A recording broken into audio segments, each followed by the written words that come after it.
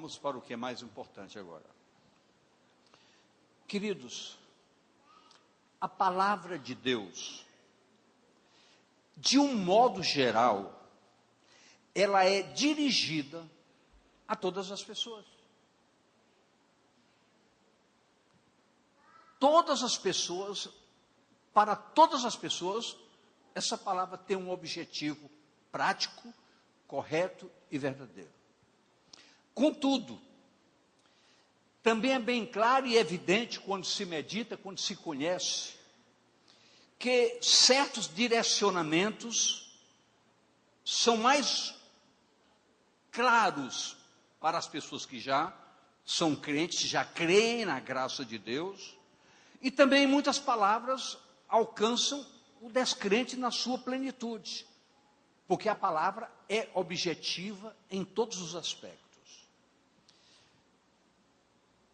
Muito embora essa diferenciação se evidencie, não é esse o plano de Deus. O plano de Deus é para que todos sejam alcançados.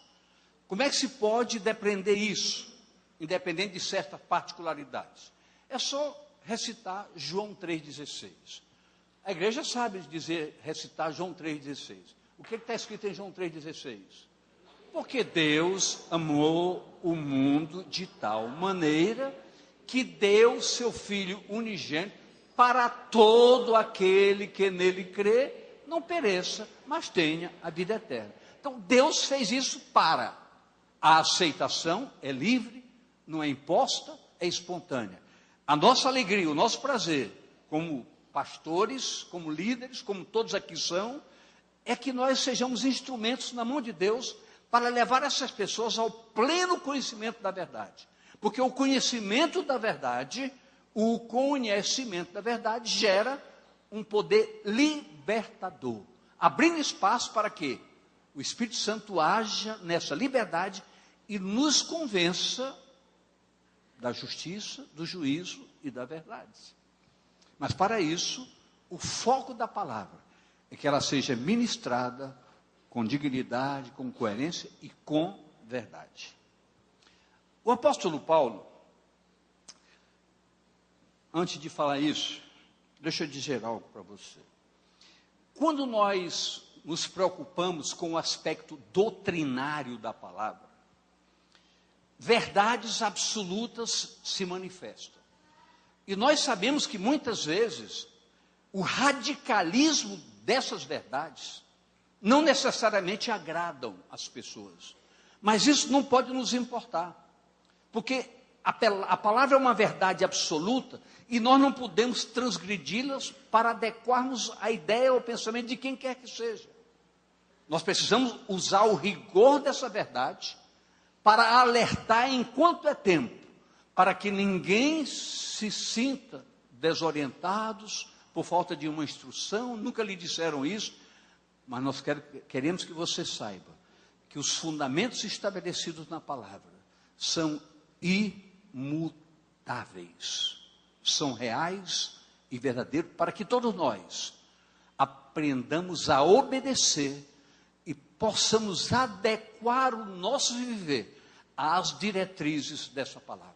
Não é Deus que vai se adequar ao que nós queremos, nós devemos nos adequar à soberana vontade de Deus. Eu posso ouvir amém, querido? Tudo bem. O apóstolo Paulo, zeloso para com esses fundamentos, no capítulo 6 de 1 Coríntios, ele faz algumas observações, algumas censuras sobre uma coisa que nós precisamos pensar um pouco. Litígios entre irmãos.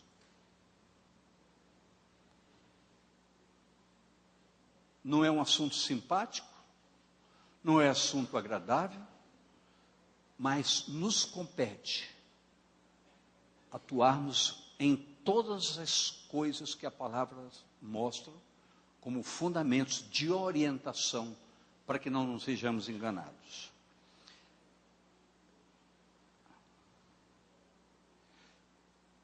Nesse espaço, o apóstolo Paulo procura mostrar a necessidade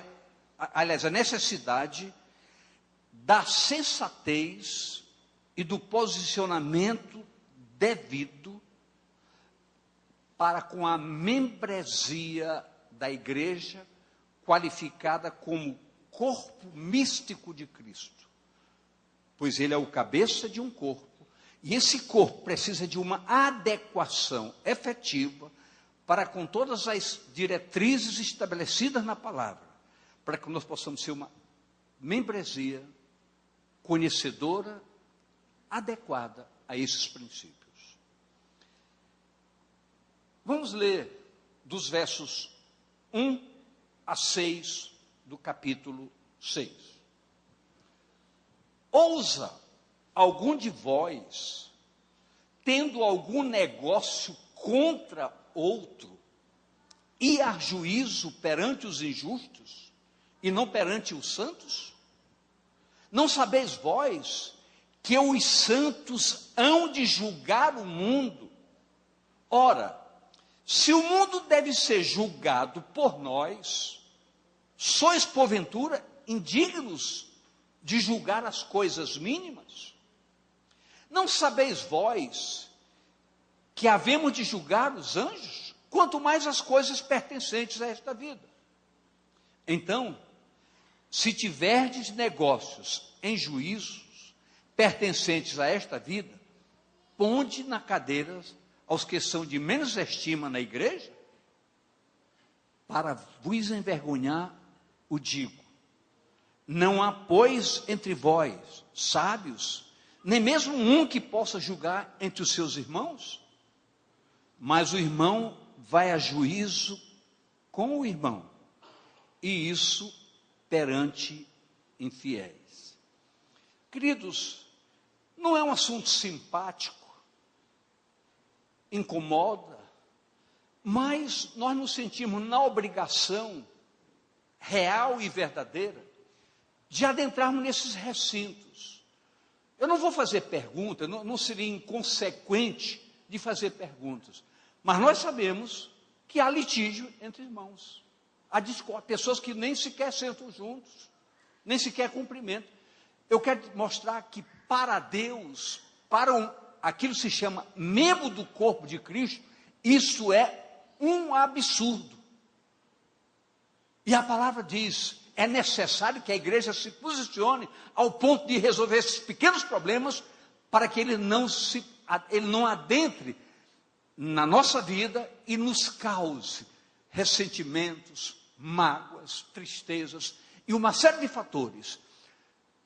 Uma das coisas mais dignas num homem e numa mulher é entender que pedir perdão é nobreza e não pequenez.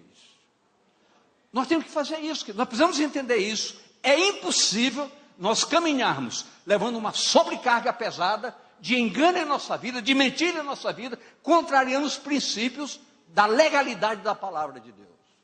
Então nós somos obrigados a ensinar isso. Por quê? Porque nós não queremos ver ninguém enganado, ninguém iludido, ninguém caminhando equivocadamente.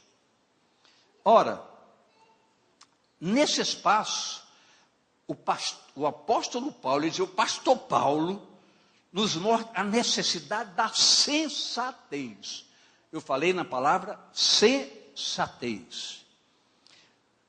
No verso 7, ele extrapola um pouquinho mais. Eu acho extremamente importante o que ele diz. Na verdade,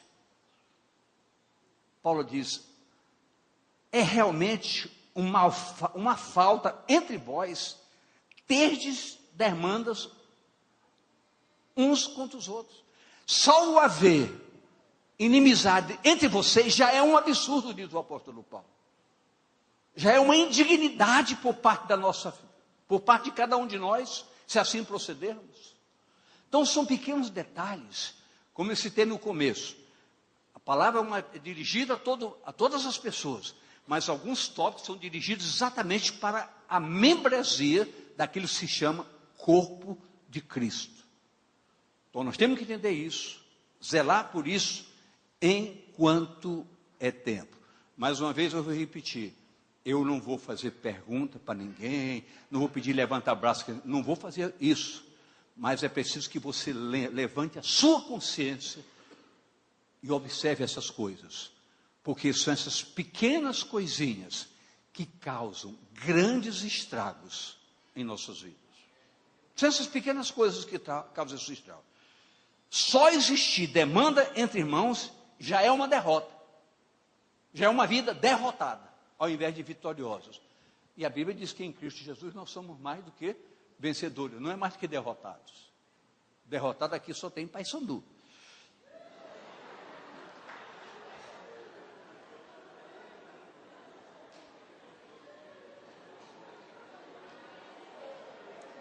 Tem nada a ver, não é só de bobeira isso aí.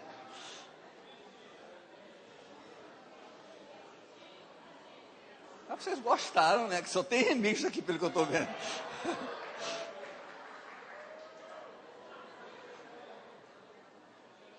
Não é porque é o que o Paysandu está jogando agora, é por isso. Já deve estar perdendo um pouco.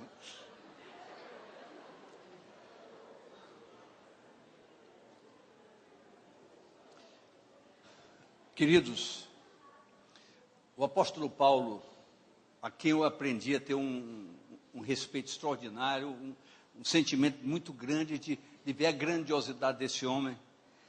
Ele diz que, no verso 8, que quem pensa de maneira diferente é uma pessoa extremamente injusta. Olha o que ele diz: mas vós mesmos fazeis injustiça e fazeis o dano, e isso aos irmãos. Só você nutrir uma dificuldade de relacionamento, de harmonia, de paz, de irmãos verdadeiros, só isso é um ato de injustiça. Queridos, muitas vezes nós passamos de lado quando lemos certos textos da palavra e nós não paramos com veemência para analisá-lo como deveríamos analisar. Preste bem atenção. No capítulo 1, verso 10, o apóstolo Paulo foi enfático. Rogo-vos que entendam que a igreja é um só corpo. Num corpo, qualquer membro que sofre de um corpo, num corpo, todo o corpo sente. Então ele diz, a igreja tem que ter essa visão, tem que ter essa percepção. Olha o que nos diz: rogo-vos, porém, irmãos, pelo nome do Senhor Jesus Cristo, que digais todo uma mesma coisa, que não haja entre vós dissensões, antes sejais unidos em um mesmo sentido e em um mesmo parecer. Essa unidade, ela precisa ser construída com determinação e com propósito. Se um sofre, todos nós sofremos. Esse sentimento precisa alcançar uma dimensão de dignidade em nossas vidas.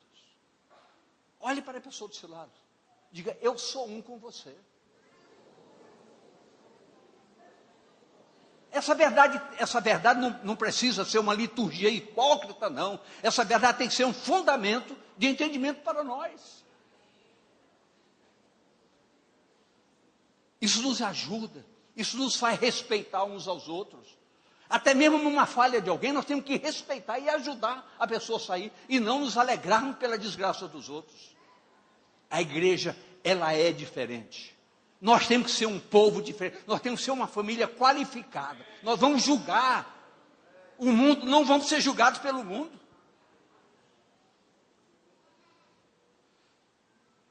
No capítulo 10, 17, diz o seguinte, capítulo 10, 17. Se eu não dei, esqueci. Coloque aí, por favor.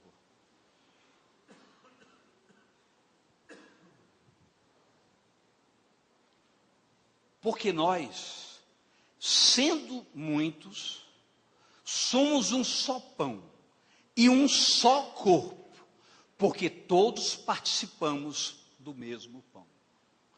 A essência de uma unidade que nós precisamos despertar, e vai mudar muitas coisas em nossas vidas. Vai nos permitir olhar as pessoas de maneira diferente. Sentimentos puros, amáveis, amorosos de um para com o outro. Isso nos ajuda. Você saber que tem alguém intercedendo por você. Tem alguém que se preocupa com você. Eu disse aqui uma vez e repito, que tem pessoas que nunca ouviram na sua casa, nem da boca do papai, nem da mamãe, eu te amo. Tem pessoas que na realidade precisam de um carinho, de uma palavra, um gesto de carinho, como faz bem para as pessoas. Abraça a pessoa que está do seu lado aí, por favor. Abrace. Queridos, muitas pessoas não recebem um abraço há muito tempo. Muitas pessoas. Nós precisamos aprender isso. Eu disse isso domingo aqui, porque foi verdade. Eu estava no gabinete, quando eu saí do gabinete tinha uma senhora ali perto do gabinete. Ela olhou para mim, pastor, eu queria lhe pedir uma coisa, me dê um abraço. Ela foi só para receber um abraço meu. Imagine como essa pessoa não precisava de um abraço. Quantas vezes você precisa de um abraço e de uma palavra? Amém, queridos? Vamos mudar essa história, vamos fazer diferente.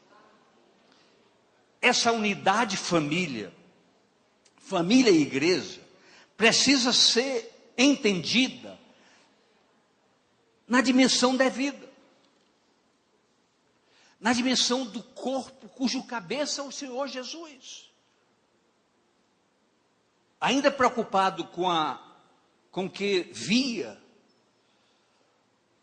ou entendia dessa unidade, que na realidade deve ser uma família santa, coesa, determinada, e com propósitos verdadeiros. Em 1 Coríntios 6, 9 e 10 diz o seguinte: não sabeis, preste bem atenção, por favor, não sabeis vós, corpo, igreja, que os injustos não hão de herdar o reino de Deus? Querida, ao mesmo tempo que isso é uma pergunta, é uma asseveração. Vocês não sabem que as injustiças tiram você da graça de Deus? São palavras taxativas. Olha o verso 10, querido, por favor. Não erreis, nem os devassos, nem os idólatras, nem os adúlteros, nem os efeminados, nem os sodomitas, nem os ladrões, nem os avarentos, nem os bêbados, nem os maldizentes, nem os roubadores herdarão o reino de Deus. Muitas vezes nós pulamos isso, como se isso fosse de só menos importância para nós. Não é, queridos. Isso é extremamente importante que nós entendamos.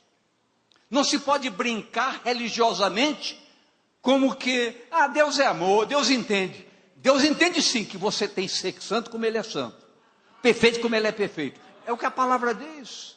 Porque nós queremos morar, herdar os céus.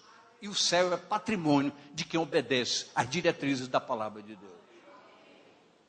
Então nós temos que... Eu assumo a responsabilidade que eu sou obrigado a dizer essas coisas. Os pastores são obrigados a dizer essas coisas. Alertar enquanto é tempo, porque o tempo passa e a gente vai esquecendo. A gente vai esquecendo de fundamentos extraordinários que não podem ficar de lado.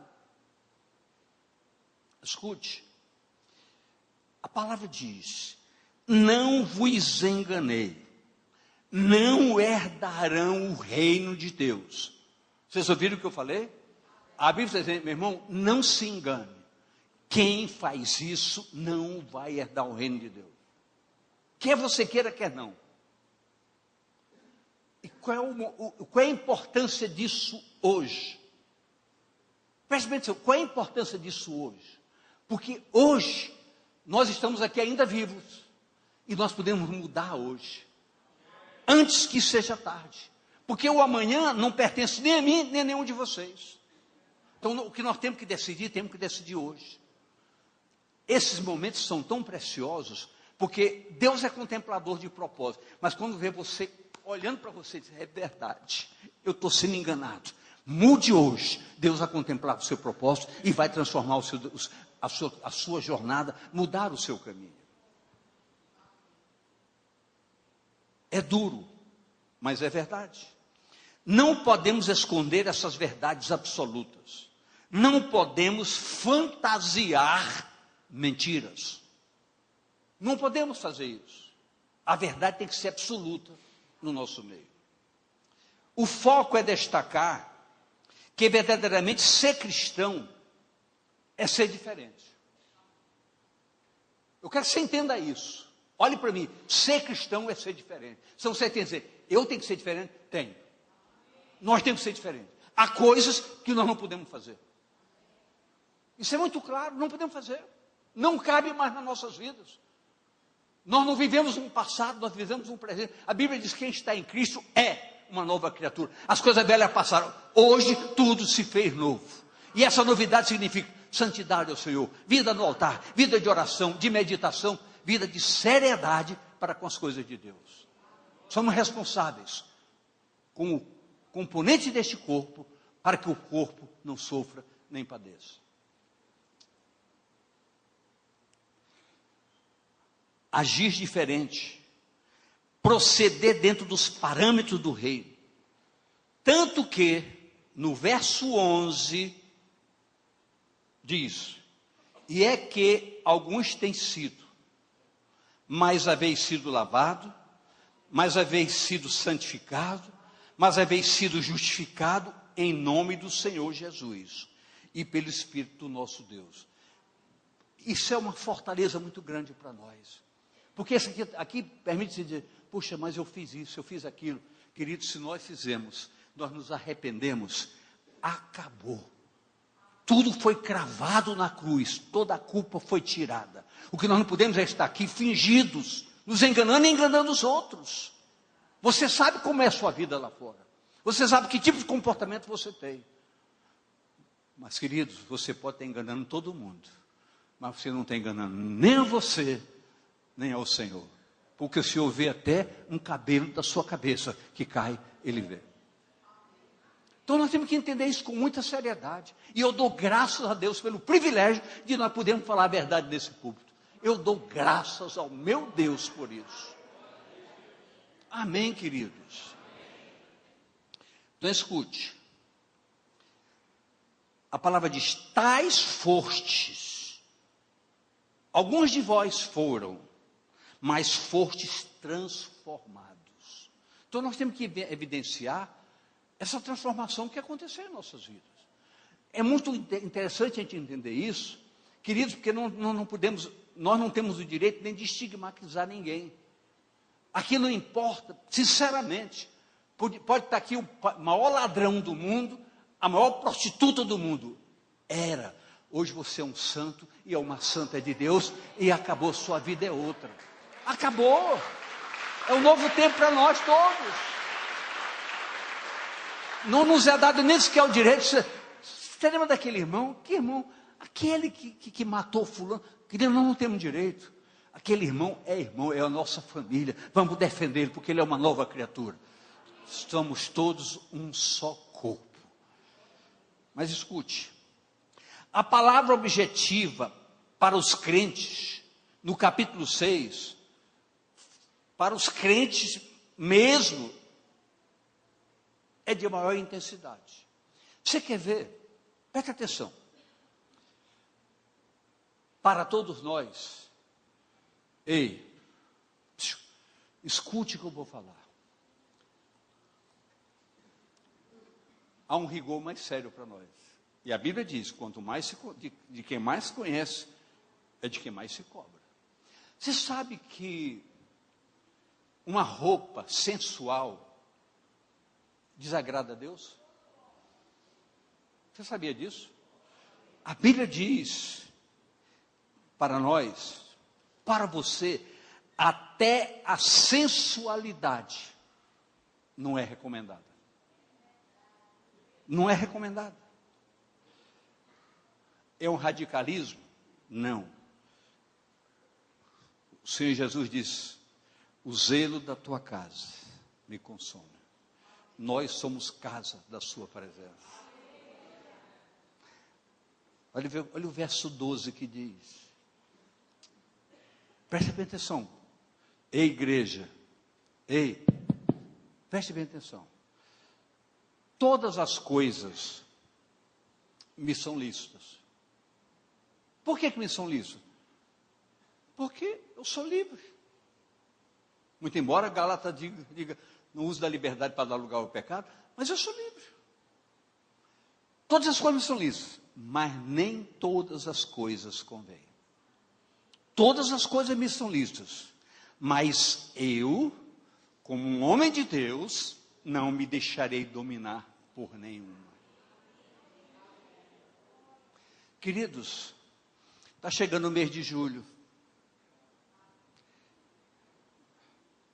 Eu e a minha esposa já estamos reservados, vamos passar 10 dias na praia. Mas você não vai ver nada, não vou falar nada. Mas a gente vê cada biquíni de irmã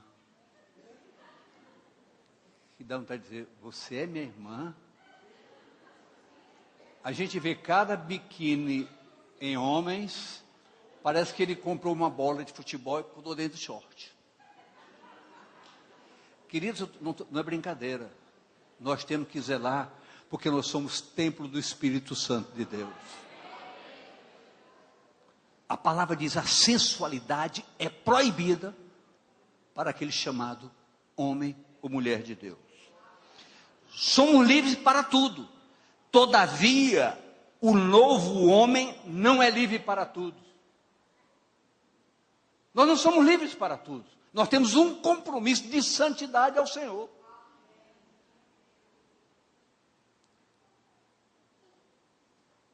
Nossa liberdade precisa ter objetivos corretos.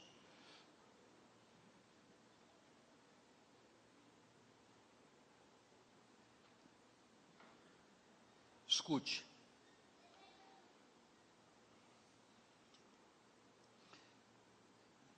Vamos ler os versos 15 a 20. 15 a 20. Não sabeis vós, queridos, prestem bem atenção, que vocês não sabem, por um acaso vocês não sabem, é o que está escrito aqui, que os nossos corpos são membros de Cristo? Tomarei, pois, os membros de Cristo, falei membro de meretriz? Não, por certo.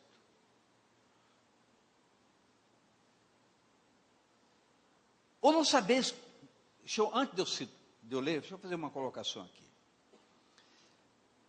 Queridos, a gente tem que buscar os fundamentos desde o começo. A Bíblia diz que num casamento, o propósito divino é tão forte que ele diz: a partir do momento que você se permite casar, você vai se tornar uma só carne com a sua esposa. Qual é o propósito disso? O apóstolo Paulo esclarece um pouco mais. Ele diz: olha, o marido tem direito sobre o corpo da esposa, e a esposa tem direito sobre o corpo do marido, porque eles são uma unidade. Por quê? Porque o Senhor não aceita vituperar ninguém. Então, desonrar. Então, quando o marido toca na sua esposa, ele está tocando nele próprio. É uma unidade. Mas a Bíblia diz: você não sabe, homem e mulher, quando você se relaciona, olhe para mim aqui, meu olho está aberto, olhe nos meus olhos aqui. Quando você se relaciona com qualquer homem que se relaciona com qualquer mulher, se torna um só corpo com ela. Se for uma prostituta, você está se tornando um prostituto junto com ela. Está sabendo disso? Se não é sua esposa, se não é seu marido, se não é sua esposa, você está em adultério, está em prostituição. Pastor, essa palavra pesa. Você está em prostituição. Essa palavra pesa. Você está em prostituição. Se nós não entendermos isso, nós vamos nos enganar o tempo todo. Vamos enganar o tempo todo.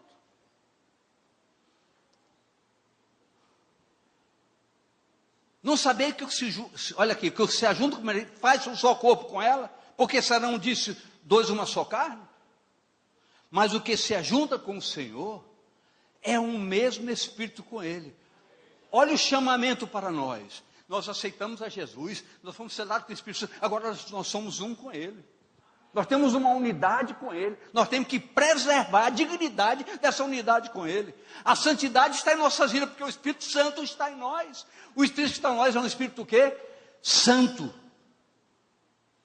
Então nós temos que criar o ambiente santo para que Ele esteja presente. Fugir da prostituição. Todo pecado que o homem comete é fora do corpo, mas o que se prostitui, peca contra o seu próprio corpo. Ou não sabeis que o nosso corpo é o templo do Espírito Santo que habita em vós, proveniente de Deus, e que não sois de vós mesmos? Diga, eu sou propriedade do meu Deus. Diga, eu preciso me comportar como tal. E se eu preciso me consertar hoje à noite, vamos fazer o conserto hoje à noite. Antes, diga a pessoa do seu lado, mas diga mesmo, toque nela. Diga, antes que seja tarde. Queridos, nós estamos vivendo um tempo de oportunidade. Até quando vai essa oportunidade?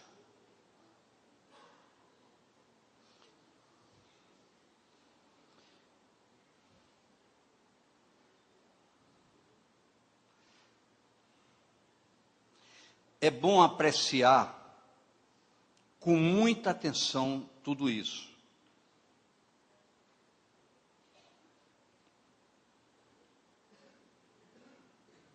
A palavra diz, fuja. Diga a pessoa do seu lado, diga, fuja, meu irmão. Fuja de todas essas coisas. Corra. Queridos, a gente às vezes se preocupa, mas olha o zelo de Deus para conosco. Deus não diz, olha, você não deve ver em erro, não. Ele diz, você deve até fugir da aparência. Aí você diz, pouco me importa o que vão pensar de mim. Isso me importa sim. Importa para nós o que vão pensar de nós. A Bíblia não brinca, quando ela diz, fuja da aparência, ela tem seus fundamentos para isso. Como alguém vai acreditar na sua palavra, se sua vida não fala isso? Como alguém vai acreditar? O valor de uma palavra, o valor de um púlpito, não é o grito, é a vida do pastor.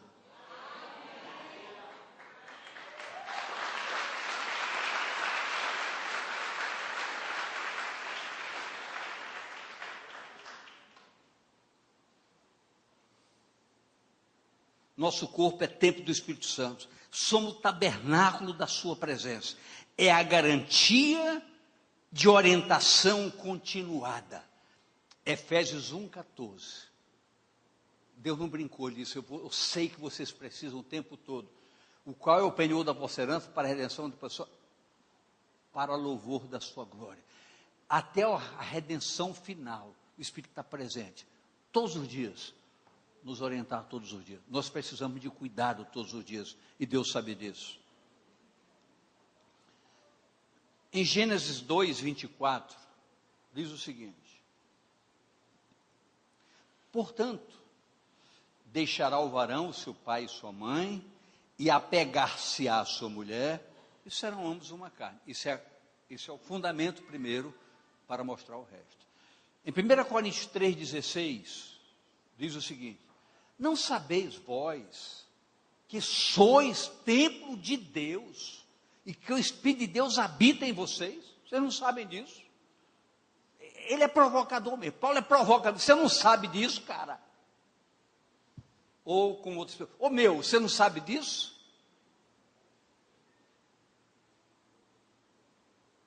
Segunda Coríntios 6,16.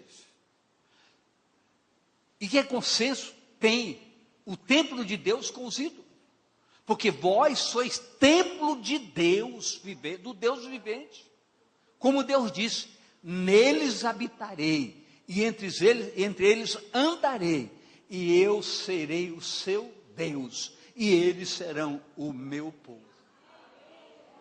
Então nós somos, por favor, nós somos o povo de Deus. Diga amém, aleluia. Diga, meu irmão, você é povo de Deus, Deus é seu Deus. Caminhe como tal. Queridos, todos nós daqui vamos sair daqui hoje à noite, não entristecidos, mas fortalecidos.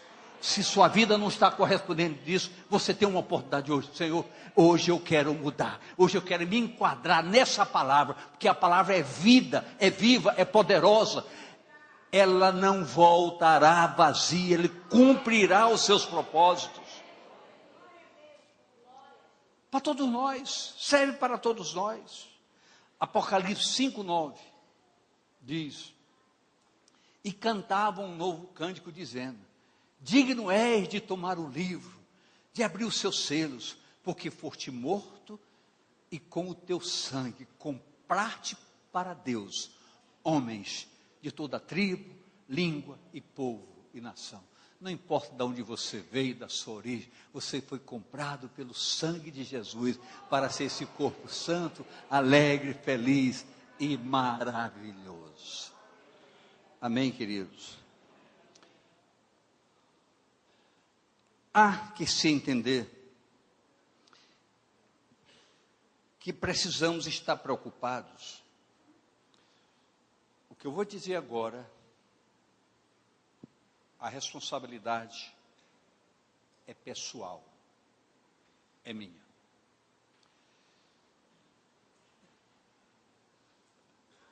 Algumas pessoas já notaram que, pastor, a gente está querendo ir ouvir alguém que veio de fora.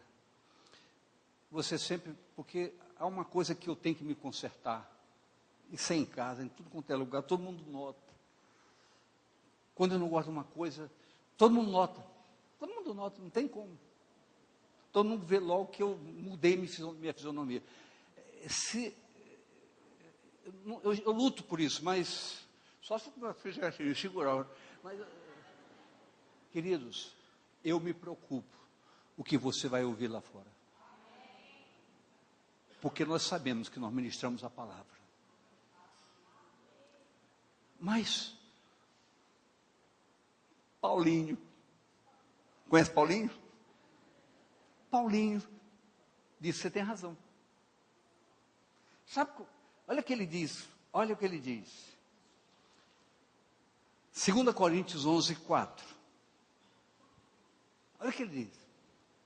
Porque se alguém for pregar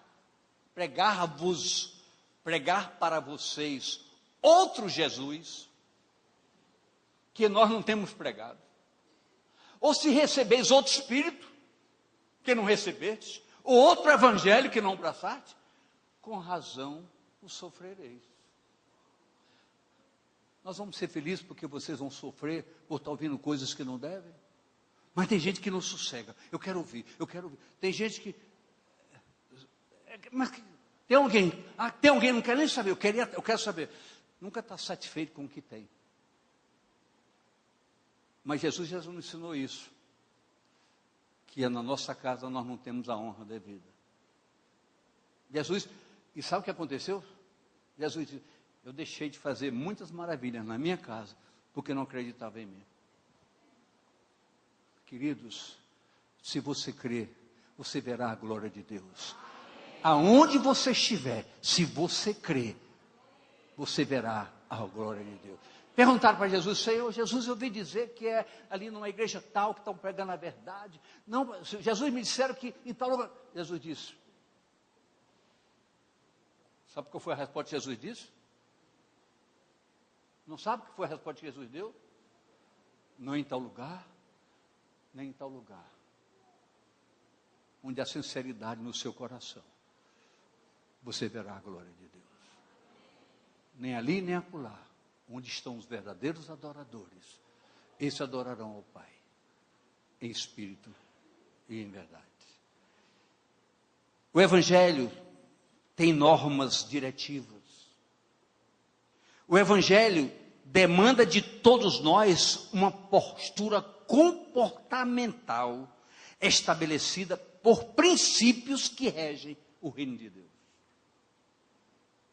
A igreja que precisa caminhar debaixo de princípios, de obediência, de submissão, de respeito, de subordinação.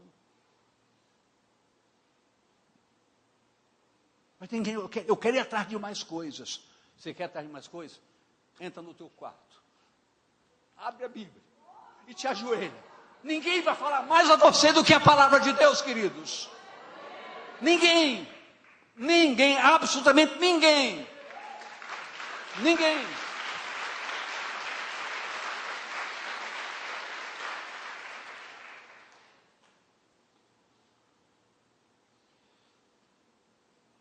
A grande notícia, eu quero encerrar dando essa grande notícia. 2 Coríntios 2, de 5 a 8. Porque se alguém me contristou, não me contristou a mim, senão em parte, para vos não sobrecarregar a vós todos. Porque se alguém, basta ao tal esta repreensão feita por muitos. De maneira, pelo contrário, deveis antes perdoar-lhes e consolá-los, para que o tal não seja de modo algum devorado por demasiada tristeza.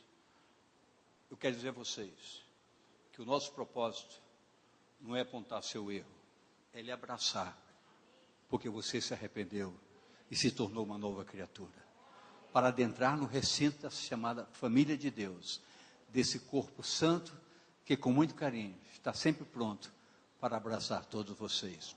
Fiquem de pé, em nome de Jesus.